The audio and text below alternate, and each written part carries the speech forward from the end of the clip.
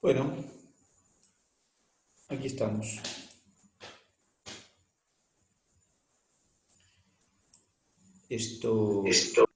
Aquí estamos. Tuve un eco, pero no sé qué fue el eco. Bueno, entonces estábamos hablando nosotros, no sé de qué. Eh, El de- intestino grueso terminamos, profe. Perfecto, estábamos hablando de intestino, estábamos describiendo algo del intestino. Creo que estaba contestando una pregunta, no sé de qué era, sí, de la lactosa y de la intolerancia, porque habíamos contado de las placas de Peyer, como las placas de Peyer como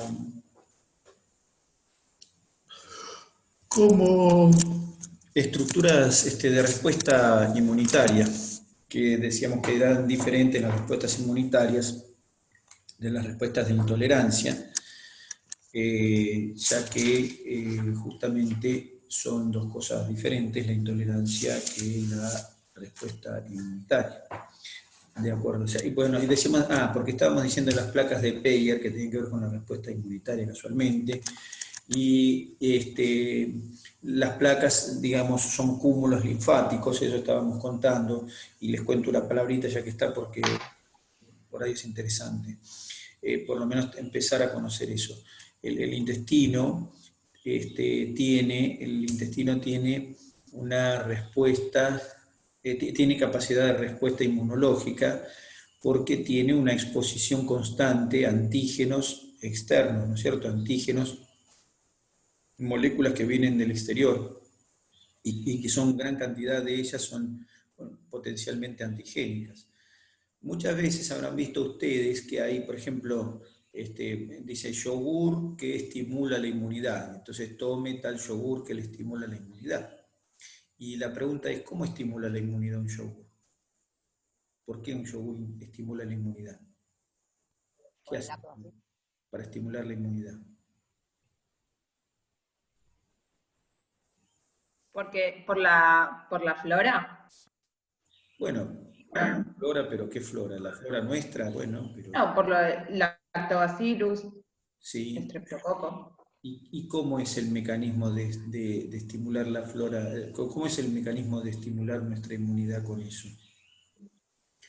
No, no sé, yo lo que tengo entendido es el rol importantísimo que tiene la flora bacteriana intestinal en la inmunidad, pero no sé cómo es Es lo que la mismo, estimula. claro, el mecanismo de las floras, de la flora intestinal y de los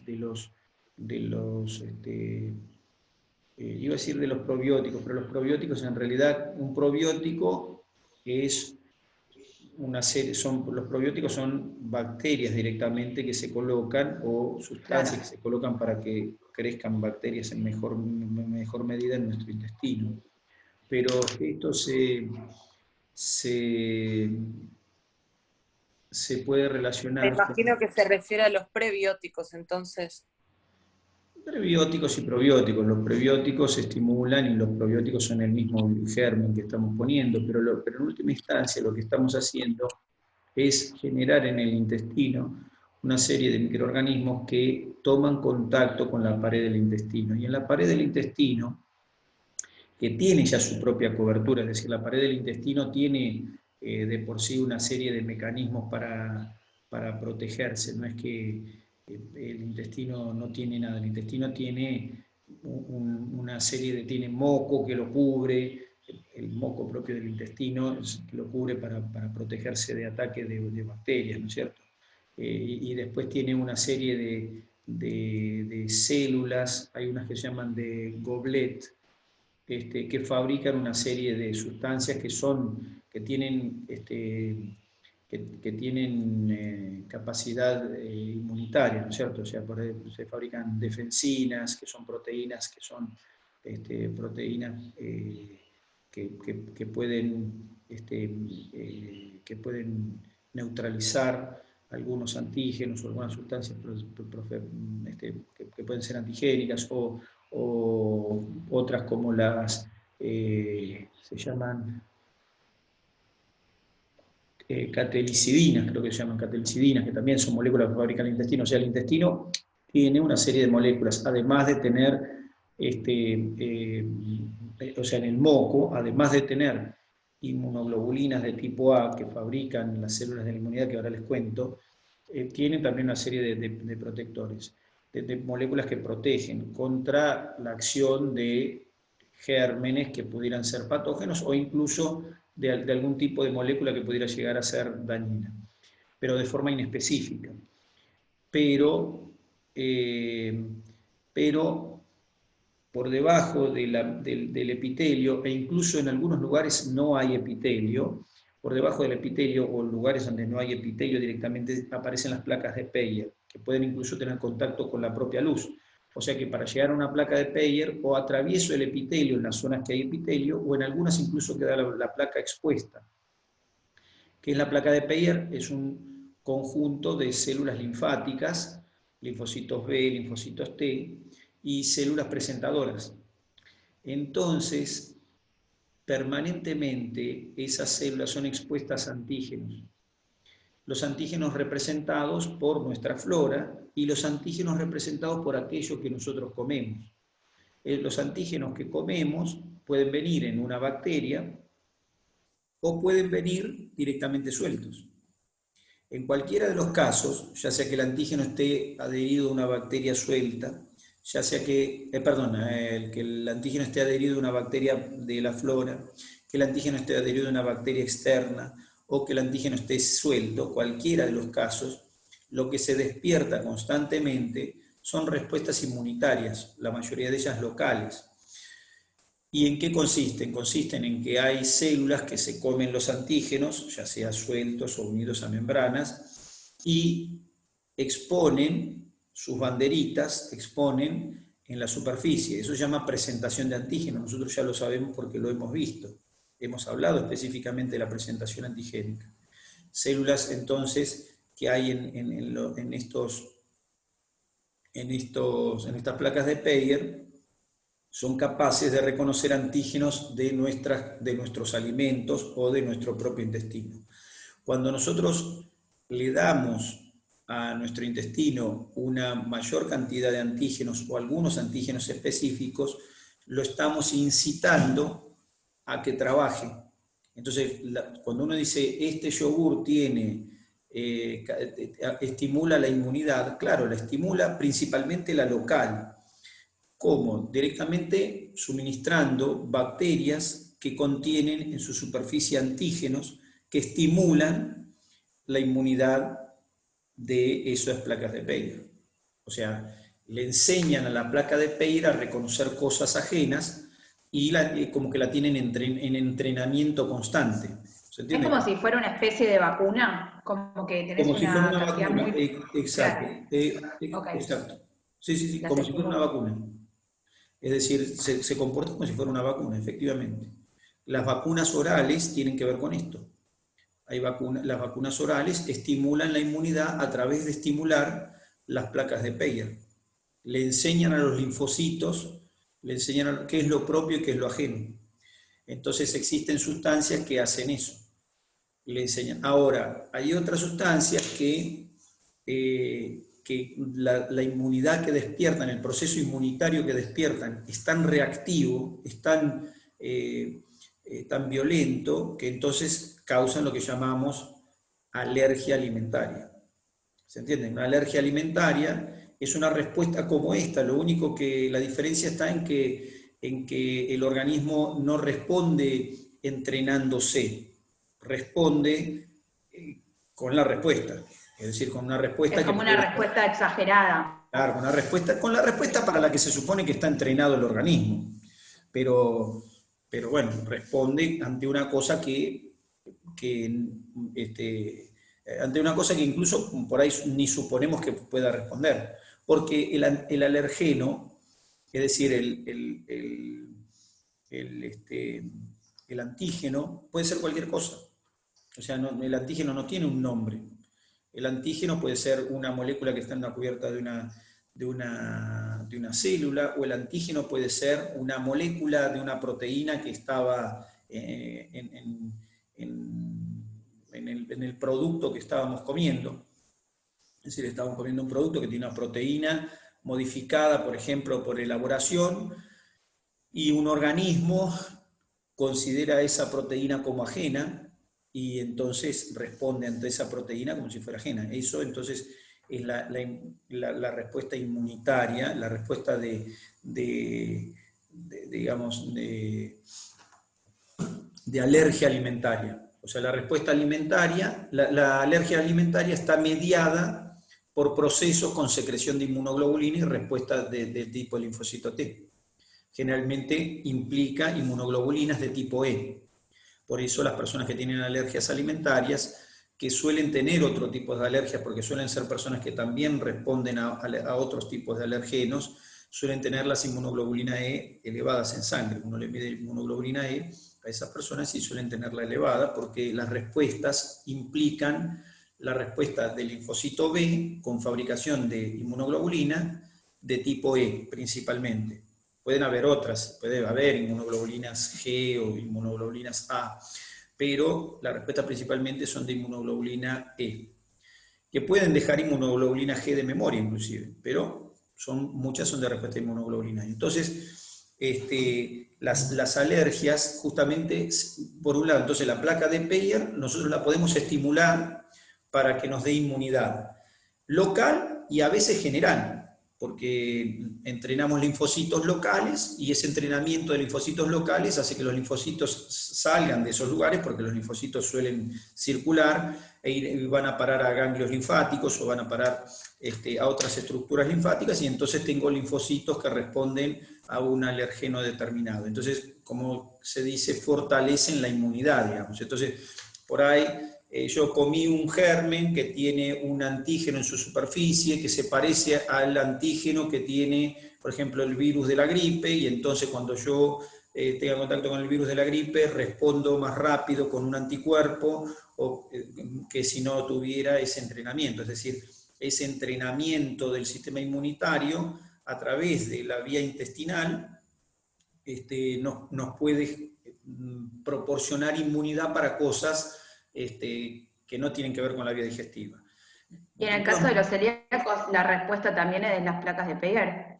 Bueno, en el caso de los celíacos, las placas de Peyer tienen que ver justamente con esto, claro. Es decir, en el caso del celíaco ya vamos a hablar de celiaquía, hay una respuesta inadecuada en ese caso. Hay una respuesta inadecuada, cuya causa se desconoce, tiene que ver con antígenos de superficie de las células del intestino en general, y se fabrican anticuerpos contra estructuras del propio intestino en respuesta, no se sabe bien, pero se supone que a cosas que entraron a nuestro organismo y se parecían a nuestras cubiertas celulares o a partes de nuestro cuerpo, o incluso al gluten mismo.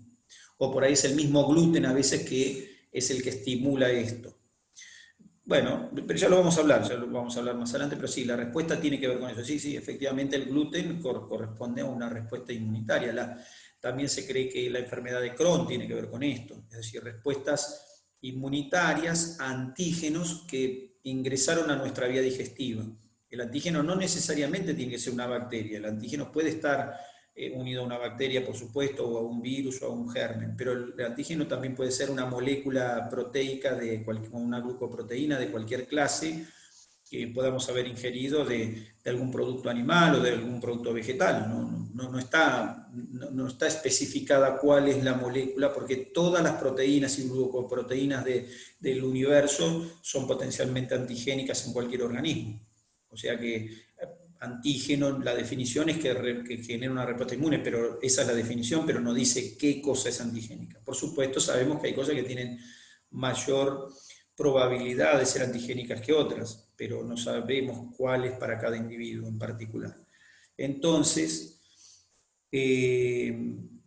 bueno, justamente eso, tenemos las alergias se relacionan justamente con estas placas de Peyer, que son respondedores cuya función original es reconocer lo externo de lo propio, que además nosotros podemos estimularlas sabiendo eso, Es decir, podemos estimular esas placas o los linfocitos de esas placas para que aprendan, ¿no es cierto? Para que aprendan o para que además estén estimuladas, y la estimulación del sistema inmune hace que el sistema inmune responda. Es como el entrenamiento físico, ¿no es cierto? Una persona que hace entrenamiento físico tiene el músculo más desarrollado en general, no un músculo, excepto que el ejercicio físico sea mover un dedo. Todos los demás ejercicios físicos, todos los ejercicios en general mantienen el organismo en general activo, el organismo desde el punto de vista muscular activo. Entonces la respuesta muscular es más activa. Entonces por ahí tengo que saltar un charco y lo salto porque tengo actividad física previa, salto el charco mejor que si no tuviera actividad física, pero a su vez puedo correr mejor el colectivo. O sea que la actividad muscular no es solamente para una cosa, sino que para distintas. Lo mismo pasa con la inmunidad. Si mantenemos el sistema inmune más o menos estimulado, podemos obtener una respuesta mejor a distintos antígenos. Ese es el principio por el cual se dan estas sustancias que se les llama justamente estimulantes de la inmunidad. Ustedes lo ven en la televisión, dice, el yogur pirulo, tómalo porque te estimula la inmunidad. Bueno, sí, tiene que ver con esto. Por supuesto que también esos yogures pirulos vienen con prebióticos y con probióticos para mantener y mejorar la flora bacteriana, que también produce antígenos permanentemente. La flora bacteriana también es productora de antígenos permanentemente. Y entonces eso genera una respuesta en ese sistema inmune. Esto no hay que, aunque son parientes, no hay que igualarlo con la intolerancia. Los síntomas son muy parecidos que las intolerancias, pero las intolerancias son otra cosa. La intolerancia en general tiene que ver con es una respuesta indeseada, porque esto, tanto la intolerancia como la respuesta inmunológica, es decir, como la alergia, son respuestas indeseadas o son efectos indeseados por ingesta de sustancias. Porque intolerancia no es solamente la intolerancia al alimento, puede haber intolerancia a un alimento particular, puede haber intolerancia, por ejemplo, inespecíficas, por contenido de sustancias que nos producen una respuesta. Por ejemplo, la intolerancia a la lactosa es la más conocida. Nosotros sabemos que la intolerancia a la lactosa se produce por ausencia de lactasa. Bien, pero también hay intolerancia a alimentos, por ejemplo, que son ricos en algunas sustancias y que nos producen una respuesta cuando comemos ese alimento. Por ejemplo, la tiramina. La tiramina, ¿dónde hay tiramina? La tiramina, ¿qué puede hacer? La tiramina produce una estimulación, una inhibición de las monoaminoxidasas. ¿Qué es eso? Inhibición de monoaminoxidasas. La monoaminoxidasa es una enzima que degrada catecolaminas. Catecolaminas como cuáles? Como noradrenalina, dopamina, ¿está bien? Adrenalina también, pero noradrenalina, dopamina. La noradrenalina y la dopamina tienen función en nuestro cuerpo, una función fundamental que es la de ser neurotransmisores. Bueno, te iba a decir que pertenecían al sistema simpático. Bueno, está bien, intervienen en el sistema simpático. Iba por el mismo lado. Sí, y en el sistema simpático, bueno, perfecto, y en otros sistemas, son neurotransmisores. La tiramina, entonces el neurotransmisor... La tiramina lo que hace es inhibir la absorción en los receptores. Espere, que ahí le muestro. Ok. Igual no me quedó clara la diferencia, porque estás diciendo que la respuesta al entrenamiento es diferente a una intolerancia, pero no entendí por qué es diferente. ¿No tiene que ver con el sistema inmune? Que uno tiene respuesta y el otro no. Bueno, uno tiene respuesta inmune y el otro no. Uno tiene respuesta con anticuerpos y el otro no. ¿Está bien? Eso es, o sea, la intolerancia... Estoy prendida así. Tiene respuesta con anticuerpos. Ok, perfecto. La alergia sí. Y decía que la alergia, porque estábamos hablando de eso y entonces me metí en que intolerancia, que intolerancia no es solamente a la lactosa. La intolerancia puede ser a otras cosas. Entonces decía la tiramina. Y entonces la tiramina, ¿y por qué la tiramina? La tiramina, bueno, resulta que esto es un axón y eso es un terminal axonal, ¿no es cierto? Y está liberando puntitos rojos que serían un neurotransmisor. Los neurotransmisores. Claro. Sí, esa es la sinapsis, ¿no?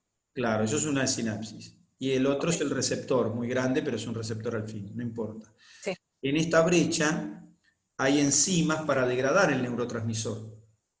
¿Está bien? En el caso de estas aminas, el neurotransmisor la sustancia que las degrada se llama MAO.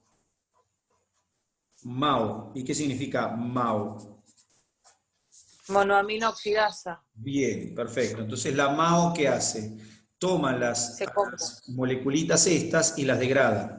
Toma el neurotransmisor y lo degrada en la brecha. Ahora yo tengo la tiramina. ¿Qué hace la tiramina? Bloquea la MAO. Si no tengo MAO, ¿qué pasa con los neurotransmisores? Llegan al receptor. Mucho o se pueden perder. No, o pueden volver. No llega. Llegan más. ¿Por qué? Porque no degrado el neurotransmisor. Claro, no degrada. Como no lo degrado, tengo más. Como tengo más respuesta. Quiere decir que con la misma cantidad de noradrenalina obtengo una respuesta mayor. Sí. Por ejemplo, la noradrenalina que interviene en la constricción de los vasos sanguíneos y aumenta la presión arterial, entonces ahora tengo más disponible y me aumenta más la presión.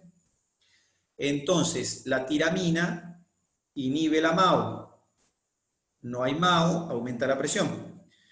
¿Y la tiramina dónde está? ¿En un alimento o es un medicamento? La tiramina está en algunos alimentos como por ejemplo los quesos estacionados, el hígado, el arenque, la carne, el café, las bananas, no sé, un montón de alimentos. O sea, cuando me baje la presión me como un quesito. Bueno, el queso también tiene sal, le va a aumentar la presión, sí. Sí, no. Bueno, es una buena respuesta para mí que ando con la presión Sí, baja. lo único que tenés que tener paciencia. Porque, que ya me despierte cuando estoy desmayada, no pasa nada. claro, no, la paciencia es que tiene que llegar eso a tu estómago, además de desmayada tenés que masticar y tragar Tarda el queso. mucho. Pero pongámosle que masticás y tragás el queso y esperás a que se digiera y se absorba y ya ahí fenómeno, salís corriendo tranquila. Yo prefiero otras medidas un poco más, pero bueno, esa puede ser una buena medida. Pero quiero decir que eso es un efecto indeseado de un alimento y entonces se puede generar una respuesta ante ese alimento. Esa respuesta es una respuesta de intolerancia, también se llama intolerancia a ese tipo de respuestas. La respuesta que genera, respuestas diversas que genera el organismo ante la ingesta de una sustancia que tiene, de un alimento que tiene una sustancia que produce esa respuesta. O sea que intolerancia no es solamente el hecho de no poder digerirlo, como en el caso de la lactosa, sino que también la intolerancia puede estar representada por ingerir un alimento que nos produce una respuesta. No toleramos ese alimento porque tiene tiramina, por ejemplo. ¿Se entiende? Intolerancia al queso duro porque tiene tiramina que nos produce un aumento de la presión arterial. ¿Está bien? O no sé, alimentos que tienen mucha serotonina y nos generan una respuesta serotoninérgica, como puede ser una banana, ¿no es cierto?, o el plátano maduro. Entonces, respuesta de intolerancia no siempre es una respuesta digestiva. ¿Está bien? Intolerancia, entonces, hay intolerancias con respuesta digestiva y otros que no tienen necesariamente respuesta digestiva y otros que tienen respuesta digestiva y respuesta no digestiva. ¿Está bien? O sea que alimentos que tienen cantidades de cosas que nosotros no decimos, no es que no las podemos digerir, pero digerirlas y absorberlas nos pueden causar un daño. Esto era para diferenciar intolerancia de alergia. Entonces, las respuestas de intolerancia, por ende, no son las mismas que las de alergia. Las de alergia, las respuestas son inmunológicas, es decir, puede ser una dificultad para respirar, una roncha en la piel, un edema en la glotis, que es una dificultad más severa para respirar. Es decir, la respuesta de una es de tipo inmunológica. En cambio, la otra es específica de lo que produzca esa sustancia. ¿Está bien? Y por supuesto una tiene mediación con anticuerpos, que es la alergia, y la intolerancia no tiene mediación con anticuerpos. Entonces, bueno, eso. Las dos pueden tener sintomatología digestiva, distensión abdominal, gases, diarrea, náuseas, vómitos, por supuesto. Pero después en la respuesta general puede haber diferencia entre una y la otra. Bueno, esto nada, venía a cuento de que hablaba de la placa de Peyer y hablaba una palabra, me extendí un poquitito porque quería comentar aunque sea dos palabritas. No sé, me surgió ahora contarles un poquitito de la diferencia entre una cosa y la otra y cómo la placa de Peyer tiene importancia en el desarrollo de la inmunidad general y de la inmunidad local, por supuesto. Ojo que también, como les decía, puede ser esas placas pueden ser digamos, el inicio, punto de inicio de alguna de alguna respuesta desmedida, ¿no es cierto? Que son esas reacciones alérgicas que llamamos a los alimentos o a cualquier otra cosa, porque ojo, lo que nos produce intolerancia, lo que nos produce la respuesta, no necesariamente, o sea, el alergeno, digamos, puede ser cualquier cosa. El alergeno puede ser lo que nos produce la respuesta inmunitaria, puede ser cualquier cosa de lo que comamos. ¿De acuerdo? O sea, que puede ser un fármaco lo que nos produce la alergia. Fulano es alérgico a tal fármaco. Toma tal fármaco llega a la placa de Peyer y después despierta una respuesta inmunológica que la podemos evidenciar con sintomatología. ¿De acuerdo? Y estas dos cosas que decía, la intolerancia y la alergia, también hay que distinguirlo de la toxicidad directa, que no es lo mismo. O sea, no es lo mismo una sustancia tóxica que una sustancia a la que tengamos intolerancia o alergia. Por ejemplo, si yo me tomo medio litro de la lavandina liquida mi célula directamente, no con un mecanismo de intolerancia ni con un mecanismo de alergia. Produce daño directo celular. Las toxinas de muchas bacterias producen daño celular directo. No es que es una intolerancia a la bacteria ni una alergia a la bacteria. Es que la bacteria fabrica una sustancia que es tóxica para las células. ¿Se entiende? O sea que ese es un tercer grupo, ya que mencioné dos, menciono el tercero, un tercer grupo de cosas que ingerimos y producen una respuesta indeseable. ¿Está bien? La respuesta indeseable puede ser la intolerancia, puede ser la alergia o puede ser una toxicidad directa. ¿Está bien? O sea, ingerir agentes tóxicos produce daño directo, no por mecanismo inmunológico ni por mecanismo de intolerancia. ¿Está bien? Esas aclaraciones para que tengan idea de las diferencias entre una cosa y la otra. Y tóxico puede ser cualquier cosa también. Es decir, hay cosas que ya son tóxicas de por sí, ¿no es cierto? Y hay otras que pueden llegar a tener una mayor toxicidad que otras en algunas personas. Pero en términos generales, igual las sustancias tóxicas ya las podemos clasificar como tales porque, nada, están bastante mejor reconocidas que las otras. O sea, comer una bacteria determinada que a uno le cause daño y a otro no, podría ser, pero tomar lavandina en general nos causa daño a todos. ¿Está bien? No tomen lavandina, sería el final de esto, no tomen lavandina. Bueno, sí, usted va a decir, bueno, pero si yo le... Con la cantidad de cloro que le ponen a los tanques de agua, ¿cómo hacemos? Claro, bueno... Iba a decir el mismo chiste, lo del dióxido de cloro. Yo tengo el purificador, pero ¿cómo hacemos? Bueno, no, igual el purificador no te saca el cloro necesariamente. O sea, No, yo te iba a decir de Viviana Canosa, que ahora toma dióxido de cloro. Claro, bueno, nada, la gente no sabe que el cloro puede ser tóxico. El cloro es tan tóxico para las bacterias como para nuestro cuerpo. No es que ponemos el cloro en el agua porque es algo que mejora la calidad de vida, es porque mata a los gérmenes. Los gérmenes se les hace difícil vivir en un medio clorado. Eso es lo que los mata. Y si nosotros nos tomamos eso, también nos causa daño a nosotros. Cuando hablamos de ponerle lavandina a un agua cuando la queremos potabilizar, estamos hablando de unas pocas gotas de lavandina por cada balde de agua. No es que le tenemos que echar un chorro de ayudín para ni meter el agua en la botella de lavandina. Son unas gotas por cada 10 litros de agua. eso mata algunos gérmenes, por supuesto, pero ojo, porque si le ponemos de más nos mata nuestras células, ¿está bien? Es tóxico. Bueno, eso justamente, eso es justamente, cuando uno habla de intoxicaciones, habla de intoxicaciones justamente muchas veces de intoxicaciones de productos que, esta es una razón de intoxicación, es decir, productos que el humano modificó y los modificó de una manera incorrecta.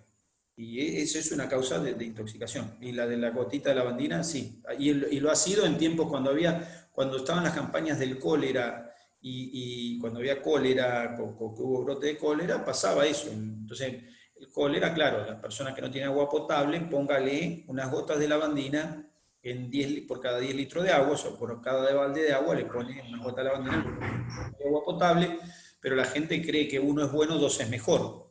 Si uno es bueno, dos tiene que ser mejor. Entonces yo le pongo, en vez de ponerle 5 gotas, le pongo 15, porque total, si 5 mejoran, bueno, y así habían intoxicaciones por ingesta de cloro. Bueno, dicho esto, que no sé a qué venía Pero por ejemplo, viste que para sanitizar las verduras se le pone una gotita de lavandina al agua. Sí, para sanitizar, ¿qué me dijiste? Verduras, por ejemplo. Claro, pero vos le ponés una gotita, vos le ponés al agua, por cada 10 litros de agua le ponés 5 gotas de lavandina. No es que le ponés, ¿se entiende? Sí. No es que le ponés, esa es la sanitización. 5 gotas de lavandina por cada 10 litros de agua. Estamos hablando, mirá lo que te digo, nada. Y eso sirve para lavar la verdura para los lugares que no tienen agua potable. Justamente, para el lugar que no tiene agua potable, la pones en el balde, le pones la lavandina y lavas la verdura ahí y se supone que nada, que sacaste los gérmenes que tuviera. Y la lavas bien para sacarle O sea, si lo hago en mi casa es al cohete. En la casa no tiene ningún sentido. Si el agua viene clorada, el agua potable viene clorada, no tiene sentido. Si querés le ponemos, bueno. No sé si... Pero yo te sugiero que si lo haces, después laves con agua común. ¿Qué? Claro. Sí, pero sentí que las dejaba como más limpias. Sí, más libres de gérmenes, sí, pero después lavarla de nuevo, para que comas menos cloro, porque la vas a tener limpia pero clorada. La idea es que tratemos de no comer ese cloro de más. Bueno, la cuestión es que nada, entonces estábamos contando eso para ver cómo era la forma porque estábamos viendo la estructura. Todo esto surgió porque estábamos viendo la estructura del intestino y dentro de la estructura del intestino contábamos sobre las placas de Peyer que están en realidad están en el límite entre la mucosa y la submucosa. Se dice que están en la lámina propia, son como un engrosamiento de la lámina propia, pero bueno, para el caso es lo mismo. Lo que sí es cierto es que tienen exposición esas placas de Peyer en muchos casos con la luz directamente, es decir, que proteínas que están en el alimento o proteínas que están pegadas en los gérmenes que nos comemos con los alimentos pueden tener contacto directo. Gérmenes igual en los alimentos es imposible no comer. No hay manera de no comer gérmenes en los alimentos, porque, no sé, yo agarro una manzana, esta manzana puede estar limpia, pero ya en este mismo momento esta manzana tiene gérmenes en su superficie. O sea que lo que duró la manzana sin gérmenes fue lo que tardé, no sé, en llevarla a la boca, por más que lo hubiera sanitizado o como fuera. Pero quiero decir con esto, no comer gérmenes es imposible, pero tratamos de que sean los menos posibles y los menos dañinos posibles. Ustedes saben que las bacterias que hay en el mundo son millones de millones, y que de las bacterias, solamente el 1% de las bacterias son capaces de producir en nosotros infecciones dañinas. Así que miren la cantidad de bacterias que hay que no nos hacen daño porque estamos preparados, o supuestamente preparados. Bueno, entonces teníamos el intestino como estructura,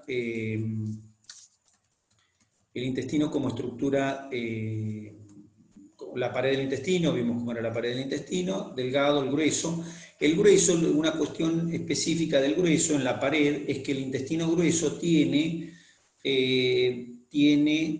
tiene lo que llaman tenias.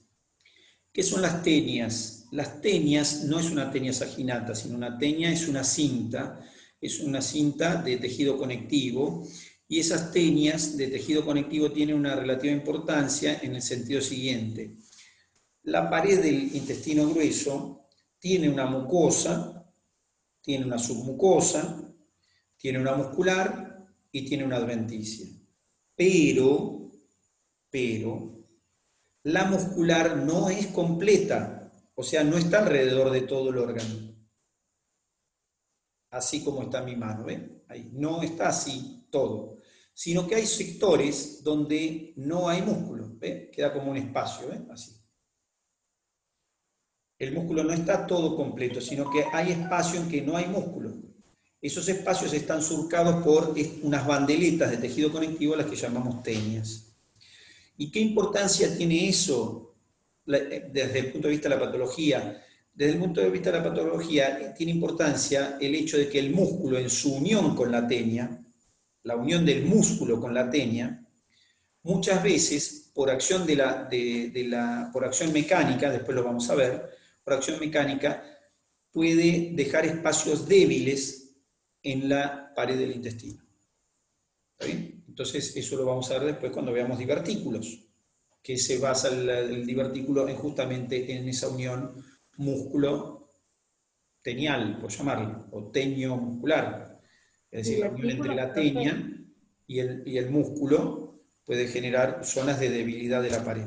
Entonces, por eso... ¿Se llaman divertículos? ¿Cómo? ¿Se llaman divertículos? No, divertículo va a ser la patología que se genere cuando esa unión se reblandezca. ¿Está bien? La unión se reblandece y se forman divertículos, pero lo vamos a ver como divertículos. Pero para saber, entonces ya sabemos que el intestino grueso tiene esa constitución, tiene en su constitución las tenias, ¿no es cierto? Que hacen que tenga una propensión a una patología específica del intestino grueso. Es decir, una patología específica que son los divertículos, está relacionada con esa presencia de estas bandeletas que hacen que el músculo no ocupe toda la pared. Entonces no está toda la pared del músculo, hay pedazos que no tiene músculo, pues hay bandeletas que están surcando el órgano. Bien, entonces eso respecto del intestino grueso. El intestino grueso, no, digamos, la función básica del intestino grueso, que eso también me interesa respecto de lo funcional, una función básica del intestino grueso tiene otras funciones, pero una función básica del intestino grueso es la de concentrar la materia fecal. Es el sitio donde se absorbe en última instancia el agua del contenido de ese intestino para terminar de conformar la materia fecal. Entonces, la absorción del agua, o sea, es el lugar donde mayor proporción de agua, no es la mayor cantidad, pero sí la mayor proporción de agua se reabsorbe. Es decir, la zona donde se reabsorbe mayor cantidad de agua es en el intestino grueso. Y entonces... Y esto, perdón, es importante a la hora de tener en cuenta el acto defecatorio y la defecación, es decir, la eliminación de materia fecal. Es decir, que la eliminación de materia fecal tiene relación, o la forma en que se evacúa tiene relación con la cantidad de agua que tenga la materia fecal. El intestino es el encargado un poco de regular esa cantidad de agua de la materia fecal. Bien. Los epitelios tanto del intestino delgado como el grueso se regeneran rápidamente. O sea que los epitelios intestinales se regeneran en el término de 7 días. O sea que están muy poco tiempo las células de los epitelios de la mucosa. Tienen una capacidad muy significativa de proliferación. Y entonces se recuperan rápidamente y se restituyen rápidamente los epitelios tanto del intestino delgado como del intestino grueso. Bien, y los dos intestinos tienen células endócrinas, por supuesto. los dos intestinos